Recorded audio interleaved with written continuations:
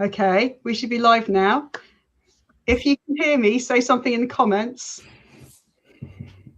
Or just give us a thumbs up in the comments so that we know that it's coming through at the other end. Coming through with a slight delay, I think. Excellent. Everybody can hear us. This is perfect. You know what? I was so nervous about getting the technology right. So I feel like my work here is done now and I can just go to bed for the rest of the day. But instead, I'm going to introduce us. I'm going to introduce what this is and say thank you all for coming. So this is Lunchtime is Dice Time. Hopefully it's the first of many lunchtime live streams where Josh and me talk about what we talk about in private, but we're now doing it in public. So that should be very exciting. And I'm going to ask my co-conspirators to introduce themselves in the way that we traditionally do on the Black Armada Tales podcast. So if you can introduce yourselves in alphabetical order, first name. Alphabet. I'm Josh. Pronouns he, him. Hello. And I am Nick Bate, also he, him pronouns. I'm the Ickbat Games stowaway on the Black Armada. That's me. I'm Becky. Off guard there, Becky, by using the alphabet. God, I mean, couldn't you have picked a more intuitive system? I mean, I used to do weird things like in order of who's tallest and things, but I wanted to ease you in, and they're really, but no, sorry. So this is going to be 30 minutes of gaming chat. We're going to see if we stick to that, because when I first proposed this, Josh was like, there's way more than 30 minutes of content there, Becky. So hopefully it will be we're running a really tight ship. That would be good. But before we started, I just wanted to remind everybody that Carnival Tenebris is currently in playtest. I know some people on this stream have already played it, which is very cool. But for anybody who is joining who hasn't done that, I'm just putting the link in. Hopefully it's just gone out in the chat, the link to the sign up form. So let me know if that came through okay. And I'll be putting it in the show notes afterwards anyway. But because this is tight ship and I'm really good at that, I will crack on with today's question, if that's all right, Josh and Nick. Works for me. Yeah. All right. So Josh said that he wanted a provocative, what have I been thinking about question. I'm trying not to make it too provocative because I don't want to get cancelled on my first live stream. But basically, I read some material, books, articles about world building for game designers. There was an awful lot of crossover in that book in particular about world building for authors. You know, is my world consistent? How do I take an idea about the world and build it out? If magic exists, how does it then, what's the knock-on effect on the culture? Really, really interesting stuff. But I was a bit disappointed that there was surprisingly little time spent talking about world building for game designers, as opposed to things you could have just picked up from a really solid world building for authors book. And so I wanted to talk about and have a discussion with you two about the different ways that designers show the world through their games and their game mechanics. And I wanted you to come prepared. And I know that Nick has done some prep work, so I've seen your Blue Sky post of props about the cool ways that mechanics support, or frankly, sometimes even bear the load of world building in a game. But here's the kicker. I will be deducting 5 boring points every time you just say skill lists. What can we spend the points on? Is there a prize? I don't think you want to accumulate boring points. This is not like accumulating ruin in Apocalypse Keys. Okay. Do you want to go first, Josh? I know you've been world building, so. Sure. So what's the exam question is what's different about world building for game design? And like, so the big thing that I think is different is that everything has to be gameable. Like, you could just write a load of really interesting background, and some people really like that. So you know, don't feel like you can't. But I think it's so much more powerful when it's something that is like oriented towards the play experience and something that is designed to be picked up and used in the game. So, for example, I've got here Apocalypse keys. You just mentioned it a second ago. Look, I have props too, and I even bookmarked a thing with some random piece of guff that was on my desk. That's got like, it's got the playbooks, as a lot of Powered by the Apocalypse games do. Is that a fancy version? Oh, yeah, it's impossible to identify on the shelf because Yeah, I've got the most crap version that you can get, but it is very identifiable, so that's something. It's got the playbooks. It's got the division moves, which like give you loads of little abilities that you can get as that are connected to the in-game organization division. This kind of monstrous monster hunting organization, and each of them both serves to give you a really strong sense of what kind of world you're living in and what division itself is like, while also being a thing that you might be interested in using in the game. Similarly, full of scenarios, each of which gives you a really strong sense of the type of world you're in, what kind of things you can encounter in the world, and is by its very nature usable. So that was my point. Make it usable. Yeah, I picked up Apocalypse Keys actually because I think one of the things it does that really works for me in world building is it has really, really opinionated playbooks. Sure does. So they're very specific set of ideas that tell you a bunch of stuff about the kind of game you're playing, the kind of, in this case, monsters that exist in the world, and the process of working through building your character you end up making a lot of statements about what you think is the world is like. And you're just doing that as part of playing the game. You're not having to pre-read it or info dump it or anything like that. It's just part of the process of building your character. And that kind of opinionated playbook, ooh, that's exciting. That's all right. I've fixed it now. Really excites me about a game because it's often the first place I go to as a player. I pick up a playbook. And if immediately I get a feel for what the game is like, rather than something a bit more generic, then that's and that's another aspect of it, isn't it? Is you don't it needs to be bite-sized. It needs to be able to kind of learn the world incrementally, which is true of authors as well. But with authors, you can at least say, I'm going to introduce this information in the following order, because you read the book from cover to cover, which is not necessarily the case with a role-playing game. So the more you can kind of make it atomic, where you pick up little facts and they each tell you a little bit about the world, that's a really good way to do it. I mean, it does seem like now's the time for my perennial, this is why I love Powered by the Apocalypse world as a framework for design, because the setting up of the moves allows you to not only laser focus on genre emulation, but it also allows you to establish world building through the moves. And I know that lots of people don't like them because they say they're limited, and they do want the kind of the shopping list of skills approach that you might get in a gumshoe, which does give you a sense of world building, absolutely. Although I now have to deduct 5 boring points for mentioning that. Not because I'm throwing any shade on gumshoe, I just think that there's more interesting ways that mechanics can world build. But because PBTA does have, and by extension, I think a lot of this shows up in Forged in the Dark games as well, does have that ability to say, in this world and in this setting, there is a specific... have you got the fancy one of that, though, Nick? No, I do not, no. But very specifically, I wanted to... I mean, I completely agree about moves, but I think... and special abilities in Forged in the Dark games can, but don't always do the same thing. The example I wanted to bring from Blades in the Dark actually was, ghosts are such a central part of that city. They're such a fundamental part of that game.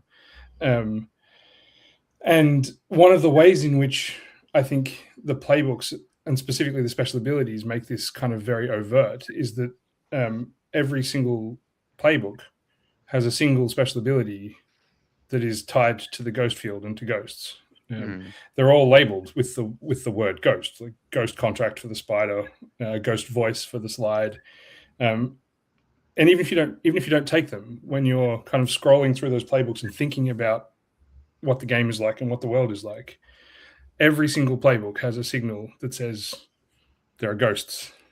They're a big part of what we're about to play.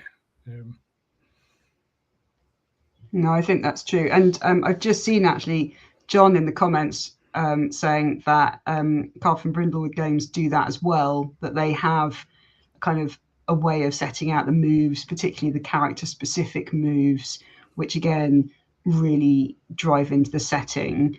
I'm thinking of our Between game in particular, that there's some really interesting stuff around the mastermind, who the mastermind is, what their relationship is, and the function they perform in the setting as well. There's kind of some really strong setting stuff to do with the mastermind, and that the character that you played when we had a game of the Between had, I think you had moves specifically oriented towards that mastermind to make sure it was not only was it establishing it in the world building, but it was going to be dragging it front and center, that bit of world building, into the game through play. And I really like that. Yep. Yeah. It escapes me the name of the playbook now, but it was intimately tied, at least in the playtest version. The Explorer, that's right. With the mastermind, they were intimately linked, and it came through in the background for that playbook, but also in the moves for the playbook. So you had to be thinking about the mastermind, really. But that does sort of raise a question, right?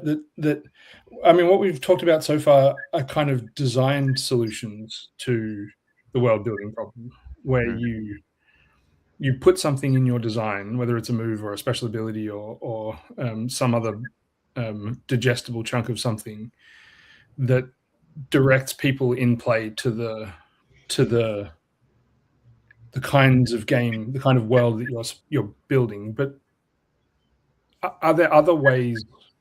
This is it's a trick question because I've got one in mind. Are there other ways that that you can do this? Like, there are other procedures or processes that you can design into your game that help to communicate concisely what a world or a game is like? Tell us your example, Nick. Yes. I'm thinking specifically of Starforged, of this one here. Nice. Which is kind of conceived of as a solo game, but playable multiplayer. And it has as its kind of opening step in playing the game that you answer a series of questions about what your setting is like, which I think is particularly important for a science fiction game. I feel like for a lot of fantasy games, we all have a lot of shared ideas that we can draw from, but science fiction, that's a little bit more of a struggle with.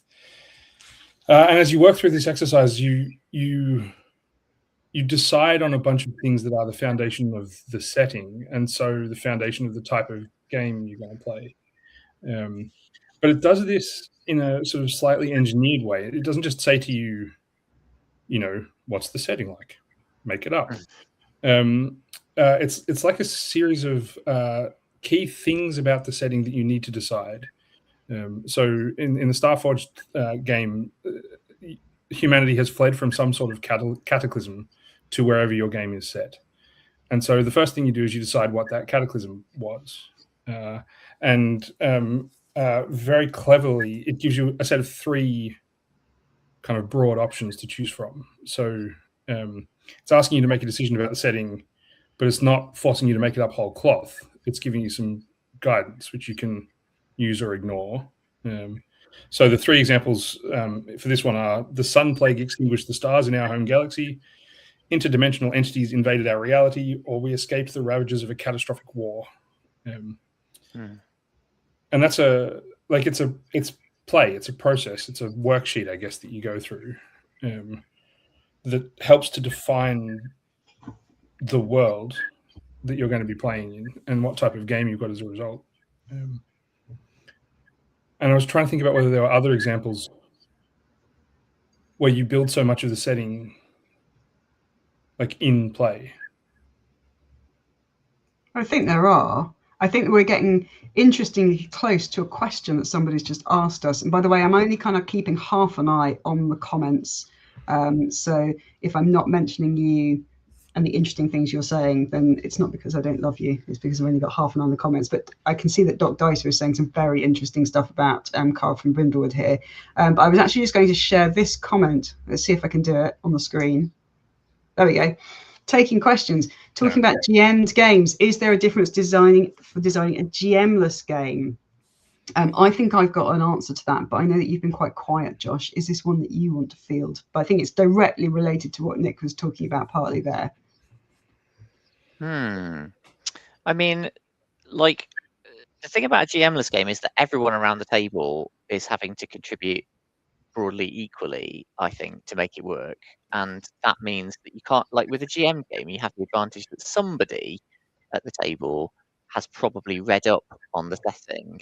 So you can do the actual thing of having real canonical facts instead of having it all being designed at the table, which obviously I am a massive fan of. Create your setting at the table, but not all games do that. And I think the big challenge for a game that has a proper setting is that someone's got to learn it, and someone's got to be able to remember it and bring it to bear at the table and make it accessible to the players somehow. With a GM-less game, you can kind of sweep all of that away because you're not going to do that. There's no way that everyone around the table is going to know this really detailed setting. So it is almost certainly going to be created by you together.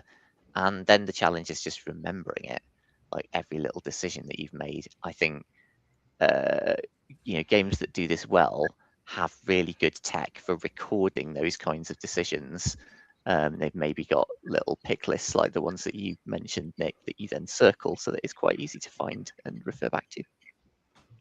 I think there's something else here as well around, and I would definitely count this as mechanics, world building through mechanics, but I would say in a GM-less game, if you are creating a setting on the fly, as well as pick lists, you'll often have procedures for creating specific bits of setting in specific ways at specific times. I think that's true. And then procedures for weaving those together into the narrative. And in a way, of course, you don't need those procedures if you've got a GM'd game, because the GM will just be in charge of doing all of it. But I guess I'm thinking in particular things like Archipelago.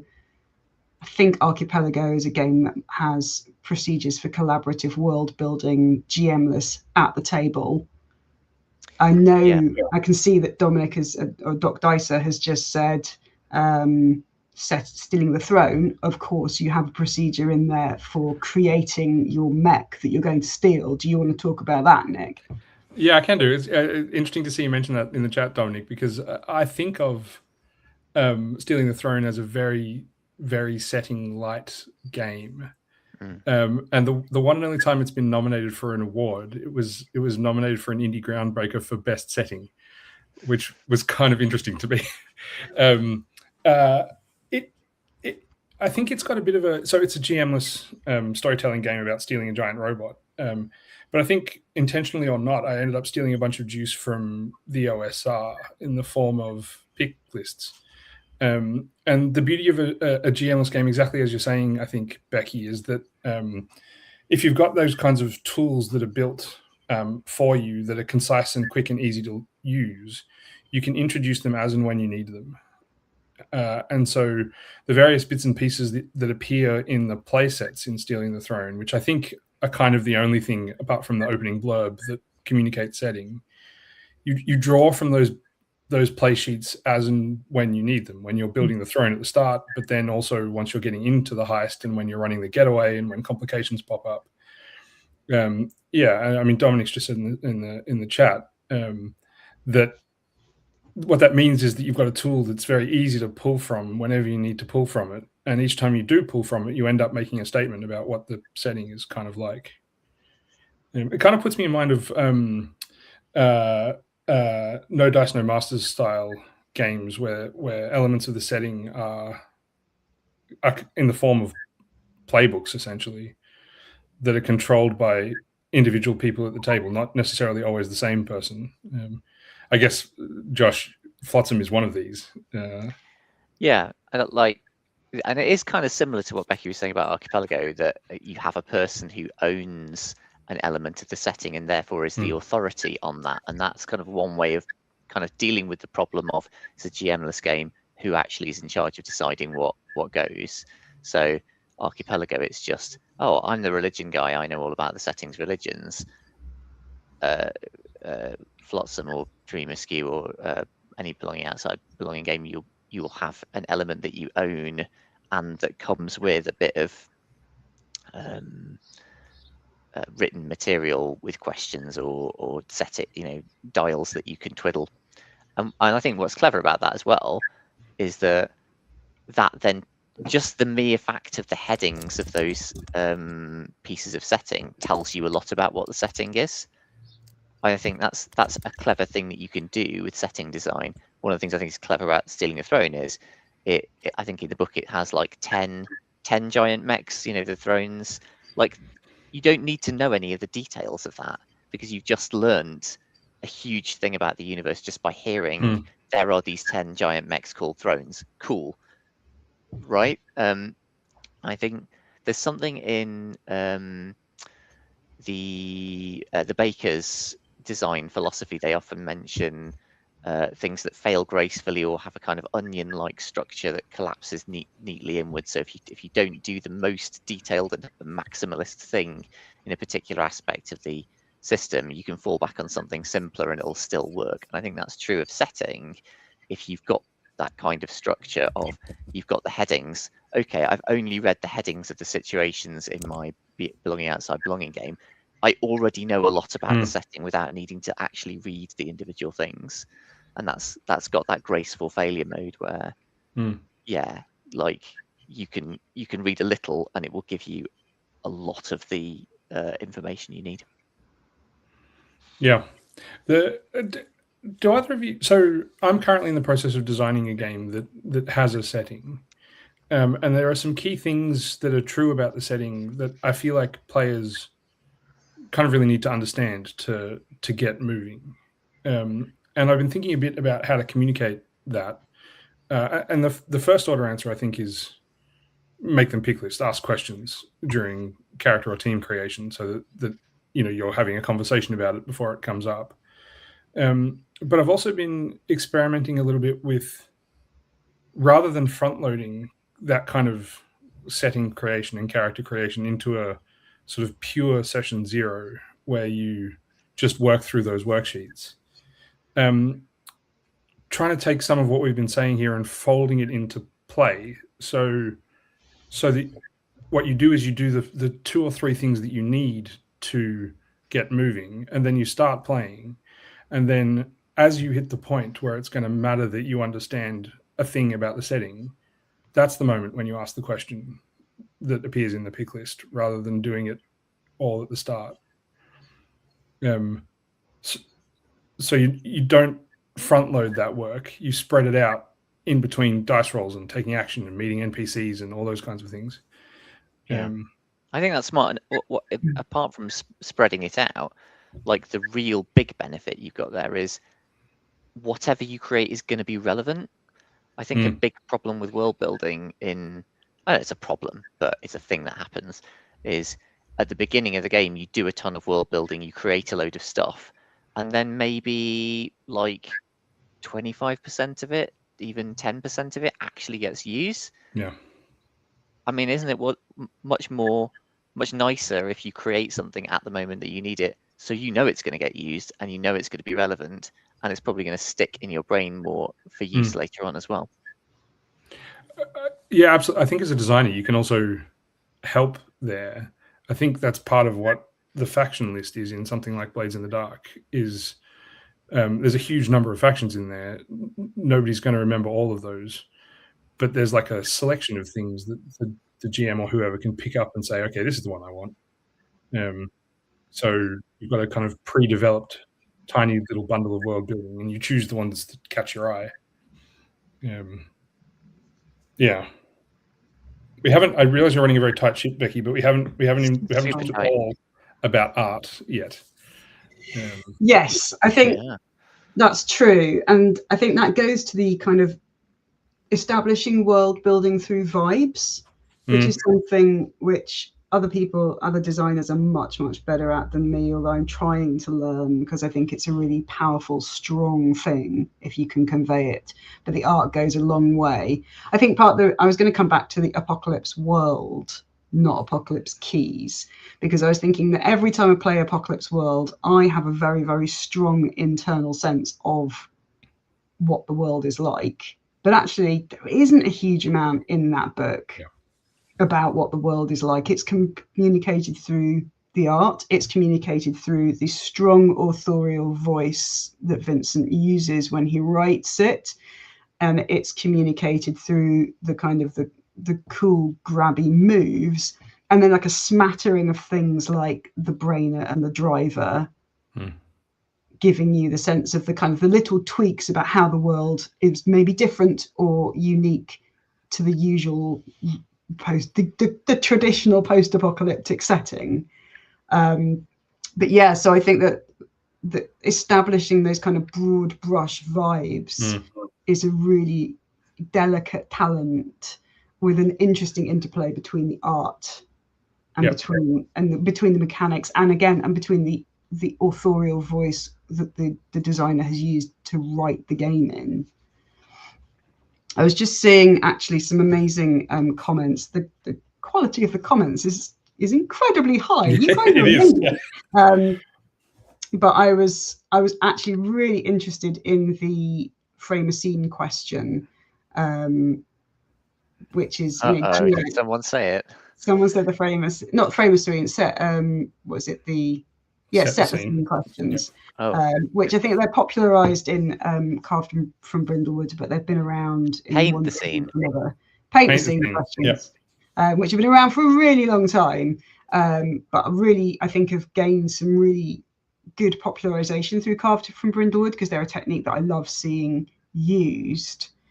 And I wanted to segue this tight ship a little bit into, if you're GMing or if you're playing, how can you use some of these techniques to really bring out the world building better? I think paint the scene type questions do things with the scene, as Dominic has just said, are really, really good. And my favorite way of using them when I'm GMing or if I'm playing in a GM-less game is to say, there is an established fact about the world. Why are our assumptions about it wrong? Kind of to tweak that. How are our assumptions? How recontextualize the thing that we've already established and make it a little bit different, or see it through different eyes and realize it has a slightly different meaning, or there's an additional detail that you didn't realize was sitting behind all of this. I think that that's something that I would recommend people do. I think that Dominic and other people already said this sort of thing in the comments. Dominic said, in fact, I'm gonna post this. Someone died in this house 10 years ago. What detail from the official story is wrong? Chef's kiss. That's perfect. I really love that stuff. And an opinionated world building question like that, not just tell me about the house that someone died in. Well, I mean, even that's not bad, right? Tell me about the house is tough. Tell me about the house that X person died in is better. The one that Becky's put up the screen there from Dominic is better again. And I think if you're clever about those kinds of questions, then you can stealth introduce conceptual ideas about the type of game that you're playing here. I mean, that question to me implies that the cover-ups are a thing that happen for whatever reason. And so that's telling me something about the world the game is set in. I like those kinds of questions. And I think as V has just said here, we can absolutely take this stuff and take these techniques from GM games and start importing them into GM-less games as well. I think that's what GM-less games largely are. It's all kind of asking questions and riffing off each other's ideas is one of the things I really love about them. Yep. Absolutely. So I said I was running a tight ship, but it's pretty tight. Come on. It's pretty tight. It's tight for us. So we're kind of at the end of our half an hour. If people are enjoying this, I think that I would like to carry on doing them, but we could maybe do them for longer than 30 minutes next time. But I don't want to take up too much more of anyone's precious time. I had said in our little outline that we were going to talk about one critical hit or critical fail that we've enjoyed in the last couple of weeks. Does anybody have one? I have one, just in case nobody else has one. So the critical hit is a cool thing that we're enjoying, right? That's what we all agreed that this was what we meant by that. Yep. It doesn't have to be gaming related, but like extra points if it is. So go, Josh. Go. Yeah. All right. I've been excited to play The King is Dead recently. It's not really this week, but whatever. I don't care. And I'm excited to play Once More Into the Void, which is built on the same system, and they're both originally from Firebrands, I think. And I think that's going to answer for me some of the questions about the kind of GM-less world building in a way. One of the things I noticed about The King is Dead is that it's got a lot of world building threaded through it, and yet when you actually play it, it's kind of hard to reference. So in a way, that was a critical fail aspect. I loved it as a game, really inspiring, fun way to play, but I didn't think it handled the world building all that well because it was hard to find all the information that you needed. Excited to see whether Once More Into the Void does better, and hopefully we're all going to be playing that soon.